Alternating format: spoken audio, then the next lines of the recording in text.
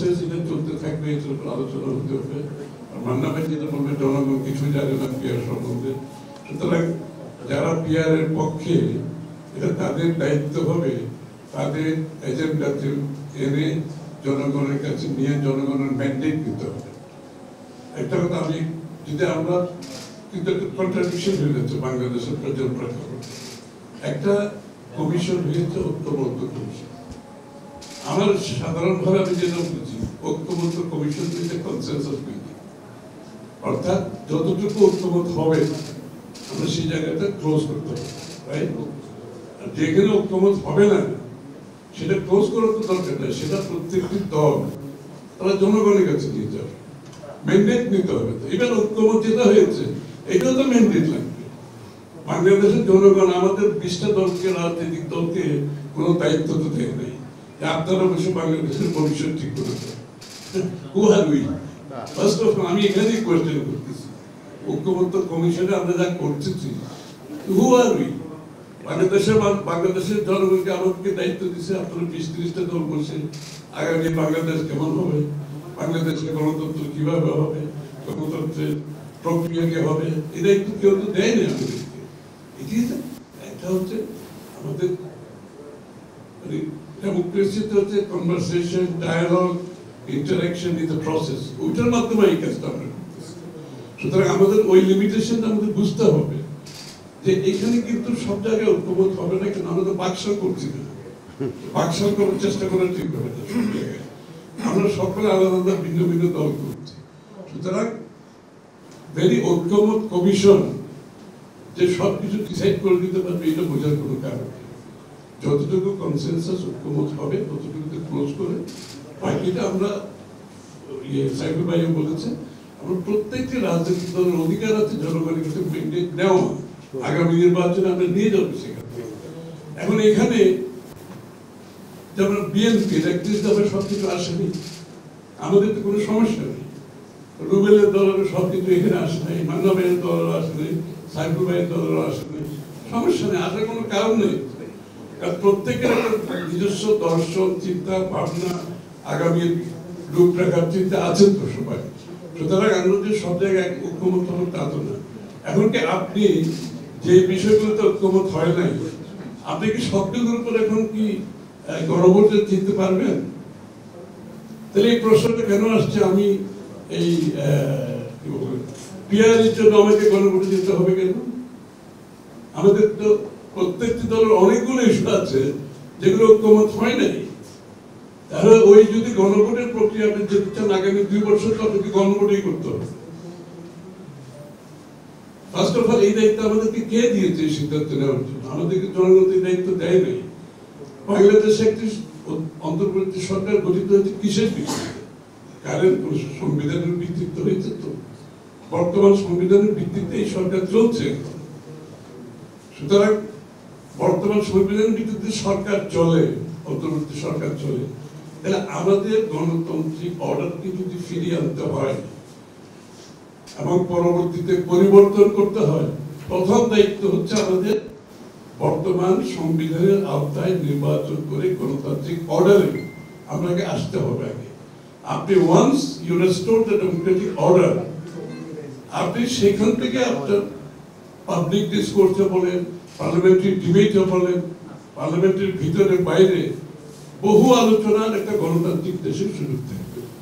কিন্তু আপনি গণতান্ত্রিক, এখন তো আপনি কোনো গণতান্ত্রিক অর্ডারের মধ্যে নাই। কিন্তু 14 মাস ধরে একটি সরকার আছে, যে সরকারটা কিন্তু কোনো রিপ্রেজেন্টেটিভ ক্যারেক্টার জনগণের নির্বাচিত কোনো সরকার না। আমি তো আগে আমার নির্বাচিত একটি সংসদ সরকার গঠন করতে হবে, ডেমোক্রেটিক অর্ডার দেশে ফিরিয়ে আনতে হবে। তারপর থেকে প্রত্যেকটি দলের অধিকার আছে তাদের বিষয়গুলো জনমত সৃষ্টি করার, জনগণের কাছে যাওয়ার, ম্যান্ডেট নেওয়ার। এবং এইটা democracy is a correction process. Democracy is a filtration process. আপনাকে তো এটা তো বিশ্বাস করতে হবে।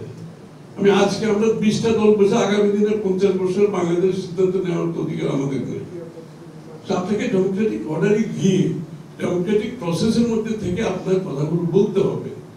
জনগণকে আপনার বিষয়গুলোকে নিয়ে আপনি জনগণ সৃষ্টি করতে হবে। এই প্রক্রিয়াতে আমরা বিশ্বাস করলে তাহলে যতটুকু ঐক্যমত হয়েছে সেটাকে আমরা অ্যাকসেপ্ট করে আমরা আমাদের ম্যান্ডেটগুলো জনগণকে নিয়ে যাই, ইনক্লুড পিয়ার। আমরা কিন্তু কোনো কিছু রুল আউট করার পক্ষপাতি না, আপার হাউস হোক লোয়ার হাউস। আমরা তো এই মুহূর্তে সিদ্ধান্ত দিতে পারবো না যে লোয়ার হাউসে হবে কিংবা আপার হাউসে হবে। সেটা আপনি নির্বাচিত হয়ে আপনার ম্যান্ডেট নিয়ে সংসদে আলোচনার মাধ্যমে সিদ্ধান্ত নিতে হবে। পিয়ারের মতো অনেক কিছু তো আমরা এখন আনরিজলভ রয়ে গেছে। তো সুতরাং প্রত্যেকটি বিষয়ের উপর যদি আমরা ওই পথে চলি যে এটা হতে হবে সেটা হতে হবে, এটা না হলে গণতন্ত্র হবে না, এই সিদ্ধান্ত তো বাংলাদেশের জনগণের, এটা তো আমাদের কোনো দলের উপর কেউ ন্যস্ত করে, এটা তো বিশ্বাস করতে হবে। যেমন কতগুলো আর্গুমেন্ট আমি শুনলাম যে ওই এলাকাতে মাসিল পাওয়ার মাধ্যমে যে নির্বাচিত হয়ে যাবে এটার জন্য পিয়ার দরকার। তা আমি যদি বলি কেউ যদি জনপ্রিয়তার মাধ্যমে সংসদ সদস্য হয় তার কি হবে? আমি মাসিল মেনের কথা বলছি, ভালো কথা। আর যত একজন মানুষ ইন্ডিপেন্ডেন্ট জনপ্রিয়তার মাধ্যমে তো নির্বাচিত হবে, তার অপশনটা বন্ধ হয়ে যাবে। আপনি মাসেল ম্যানের কথা চিন্তা করে একটা লোক জনপ্রিয়তার মাধ্যমে ইলেক্টেড হয়ে আসবে, ওই অপশনটা ক্লোজ করে দিচ্ছেন বিকজ মাসেল ম্যান। তো why you have a muscle man? রাষ্ট্র কেন আছে? আইন শৃঙ্খলা বাহিনী কেন আছে? দেশের আপনার জুডিশিয়ারি কেন আছে? তাহলে আপনি এগুলোকে বাইরে রাখতে চান রাষ্ট্র কাঠামো থেকে? আপনাকে তো এইগুলোকে রিফর্ম করতে হবে, এই জায়গাগুলো আপনাকে চেঞ্জ করতে হবে। রুবেল কারেক্টলি বলছে যে আপনি বাংলাদেশে যেখানে আমরা ডেমোক্রেটিক পার্লামেন্টারি প্রসেসটা সাকসেসফুলি অপারেটই করতে পারিনি, ওইটা এগ্রি। পার্টলি করেছি, পার্টলি পারিনি, একদম পারিনি তাও না। আমার তো প্রথম দায়িত্ব হবে আমার বর্তমান যে সিস্টেম আছে যে পার্লামেন্টারি প্রসেস, এটাকে ফাংশনাল করে। যে পার্লামেন্টারি কমিটিগুলোকে আমরা কোনোদিন ফাংশনাল হতে দিয়ে দেয়।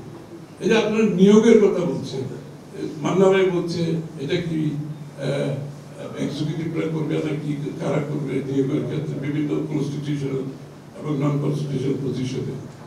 Parliamentary committees are doing in the democracy. আমেরিকাতে সিনেট হিয়ারিং হচ্ছে, এভরি ইম্পর্টেন্ট পজিশন আপনি সিনেট হিয়ারিং হচ্ছে, লাইভ ব্রডকাস্ট হচ্ছে, সবাই দেখছে। আপনি বাংলাদেশে তো আমরা বলেছি বিএনপি পক্ষ থেকে will go for senate hearing, for parliamentary hearing. কোনো পজিশন যদি ইম্পর্টেন্ট পজিশন গুলো হয় যেটা ম্যাটার গণতন্ত্রের জন্য, দেশের জন্য, আপনি পার্লামেন্টারি কমিটিতে আনেন, হিয়ারিং হোক। হিয়ারিং এর মাধ্যমে আপনি ক্লিন চিট নিয়ে আপনি প্রধান হতে তো পারেন, তাই না? আপনি প্রত্যেকটি ব্যাপারে পার্লামেন্টারি কমিটিগুলোকে যদি তাদের রোলটা প্লে করতে দেন, বলতে in democracy all road leads to parliament, সেটা আপনি বিশ্বাস করতে হবে। আর সেটা যদি আপনি বিশ্বাস না করে পিয়ার পদ্ধতি করেন, যেই পদ্ধতি করেন, রেজাল্ট ইজ সেম, কোনো ডিফারেন্স তো হবে না এখানে। তো ফার্স্ট লেট আস মেক, যেটা ইউকেতে ফাংশন করছে সেটা আমরা তো ইউকে পদ্ধতি ফলো করছি, তাই না? তো বাংলাদেশে আমি তো ওয়েস্টমিনস্টার কথা বলছি, কিন্তু ওয়েস্টমিনস্টার পুরোটিকে আমরা প্র্যাকটিস করেছি কোনো সময়? করি নেই। এটা সিদ্ধান্ত নিতে হবে যে লেটার আলোচনা হচ্ছে, আলোচনা চলবে। আমার কথা হচ্ছে আপনি গণতন্ত্রে যদি বিশ্বাসী হবেন, আপনি কোনো কিছুকে রুল আউট করা হবে। পাবলিক ডিসকোর্স এর মধ্যে সব কিছু থাকতে হবে। We have to bring everything to the table. Discussion চলতে থাকবে, কিন্তু ডিসকাশন চলতে চলতে যদি কেউ মনে করে যে আমার দাবিটা না হলে আমরা সামনের দিকে এগোতে পারবো না, ওইখানে কিন্তু সমস্যা হবে।